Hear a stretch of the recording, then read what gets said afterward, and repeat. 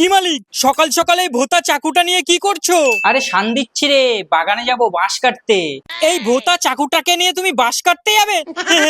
মালিক, আমাকে দিয়ে এই মালটার মুন্ডুতে একটা কোপ দাও তো, তাহলে মালটা বুঝবে আমার মধ্যে কত ধার আছে।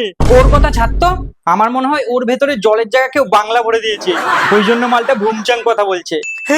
সালা বাংলা খোর, তোর ঠাকুমা বাংলা খোর সালা। থাক থাক, তোর আর ওই বাংলা খোরের সাথে বেশি ঝগড়া করতে হবে না, আগে বাগানে চল, বাঁশটা কেটে নিয়ে আসি। কি বাবু, তোমার বাড়িতে পায়খানা টাইখানা নেই নাকি? সকাল সকাল বাগানে হাত দিয়ে চলে এসছো। তা আমার হাতে কি আছে দেখতে পাচ্ছিস না? বাঁশ কাটতে এসছি রে, বাঁশ। তা বাঁশ কেটে করবেটা কি শুনি? কেন, বাঁশ কেটে লোকে কি করে তুই জানিস না? হ্যাঁ জানি তো, কিছু কিছু লোক তো আবার পেছনে দেওয়ার জন্যও ব্যবহার করে। আমি আর কি লোকের পেছনে বাস দেবো রে, লোকে তো আমার পেছনেই বাস দিয়ে চলে যায়। ছাড়ো বাপু, তোমার দুঃখের কথা শুনে আমার কোনো লাভ নেই। যাও, ওই আছলা বাসটা কেটে নিয়ে ঘরে চলে যাও। আরে বাবা গো, এই মেরে ফেললো রে আমাকে।